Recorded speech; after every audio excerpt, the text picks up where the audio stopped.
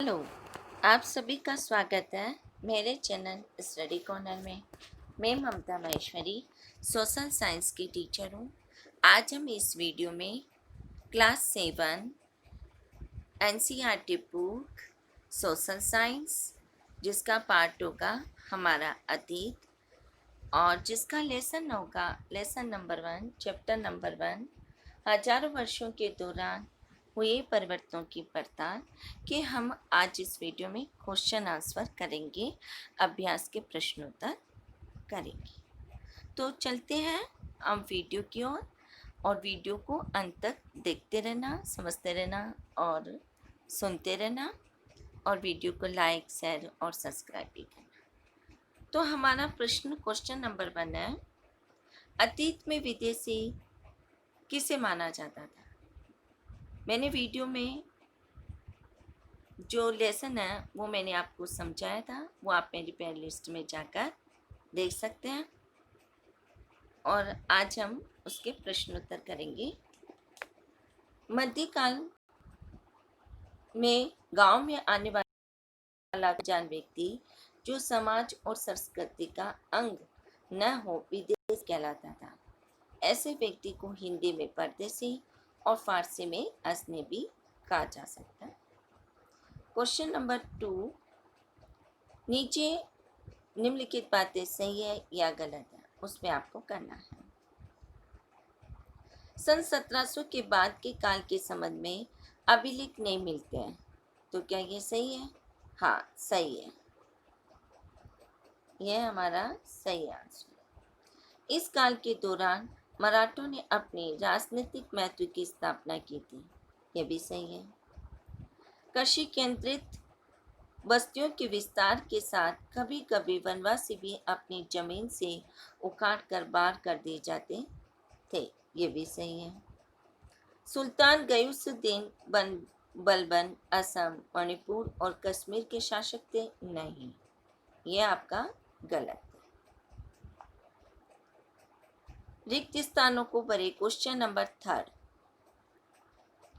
अभिलेखागारों में रखे जाते थे, क्या रखा जाता थे? दस्तावेज। अभिलेखागारों में दस्तावेज रखे जाते थे। 14वीं सदी का एक इतिहासकार था, कौन था? जयाउद्दीन बर्नी। और 1700 की मध्य युग में क्या क्या भारत में नई नई खाने की चीजें आई थी? तो जिसमें था आलू, मक्का, मिर्ची, चाय और कॉफी। ये बाहर से विदेशी सामग्री थी। क्वेश्चन नंबर 4, इस काल में कुछ प्रौद्योगिकीय परिवर्तनों की तालिका दी। मतलब मध्य युग में क्या क्या परिवर्तन हुआ था वो हमें बताना। तो 1700 से 700 से 1700 के बीच में हजार वर्षों में अलग अलग समय पर नई नई प्रौद्योगिकी का विकास हुआ। जैसे सिंचाई में रैट, जब हम खेतों में पानी सींचते हैं तो उसमें परिवर्तन हुआ। कताई में चरखे का परिवर्तन हुआ। युद्ध में बारूदों का परिवर्तन हुआ। तो इस तरह ये नई नई चीज़ें हमारे प्रयोग में आना प्रारंभ हो गई थी। कब? 1700 से 700 से 1700 के बीच में।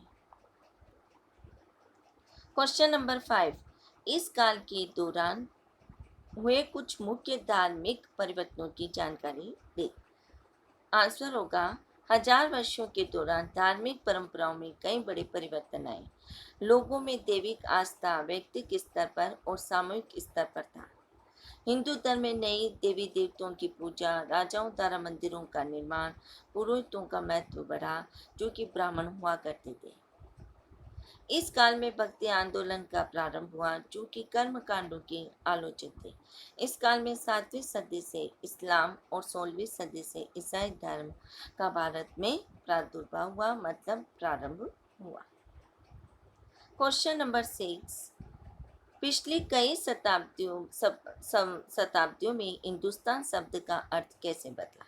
तो इसका आंसर होगा पिछली कई शताब्दियों में हिंदुस्तान शब्द के अर्थ में अनेक परिवर्तन हुए। 13वीं सदी में जब फ्रांस के इतिहासकार मियाज ए सिराज ने हिंदुस्तान शब्द का प्रयोग किया था, तो उसका अर्थ गंगा यमुना के बीच में स्थित क्षेत्र और पंजाब हरियाणा से था।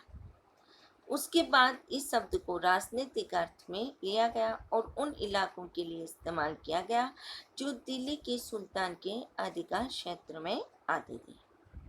उसके बाद 16वीं सदी के प्रारंभ में बाबर ने हिंदुस्तान शब्द का प्रयोग किया और इस उपमहाद्वीप के भूगोल, पशु पक्षियों और यहाँ के निवासियों की संस्कृति का वर्णन करने के लिए किया गया। फिर 14वीं सदी में कवि अमीर खुसरो द्वारा प्रयोग किया गया, तो उसने हिंद के कुछ कुछ शब्द समान थे, मगर जहाँ भारत एक भौगोलिक और सांस्कृतिक तत्व के रूप में पहचाना जा रहा था।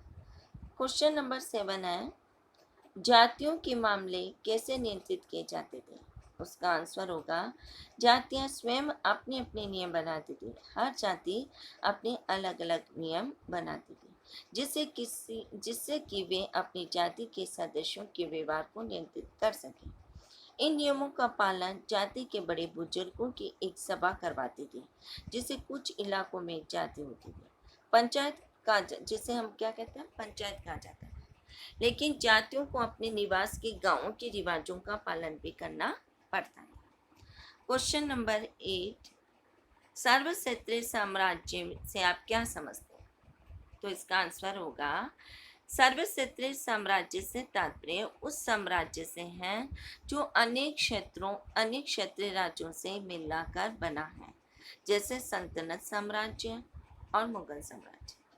क्वेश्चन नंबर 9, पांडुलिपियों के उपयोग में इतिहासकारों के सामने कौन कौन सी समस्याएं आती हैं? तो इसका आंसर होगा बहुत सारी समस्याएं आती थी। तो निम्न समस्याएं, फर्स्ट, कई बार पांडुलिपियों की लिखावट को समझने में दिक्कत आती। पॉइंट नंबर 2, आज हमें लेखक की मूल पांडुलिपि शायद ही कहीं मिलती है। पॉइंट नंबर 3, मूल पांडुलिपि की नई प्रतिलिपि बनाते समय लिपिक छोटे मोटे फेरबदल करते चलते थे और कहीं कोई शब्द, कहीं कोई वाक्य, सदी दर सदी प्रतिलिपियों की भी प्रतिलिपियां बनती रही और इस तरह मूल ग्रंथ की भिन्न भिन्न प्रतिलिपियां एक दूसरे से बहुत अलग हुई। पॉइंट नंबर 4, इतिहासकारों को बाद के लिपिकों द्वारा बनाई गई प्रतिलिपियों पर ही पूरी तरह निर्भर रहना पड़ता। इसलिए इस बात का अंदाज लगाने के लिए मूल लेखक ने क्या लिखा, इतिहासकारों को एक ही ग्रंथ की विभिन्न प्रतिलिपियों का अध्ययन करना पड़ता है। क्वेश्चन नंबर 10, इतिहासकार अतीत को कालों और युगों में कैसे विभाजित करते हैं?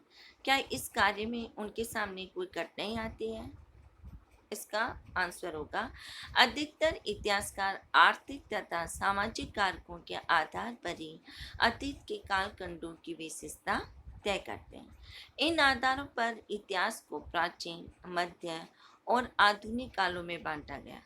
कालक्रम को विभाजित करते समय इतिहासकारों के सामने ये समस्या उत्पन्न होती है कि वे किस महत्वपूर्ण घटना के बाद कालक्रम को विभाजन करें।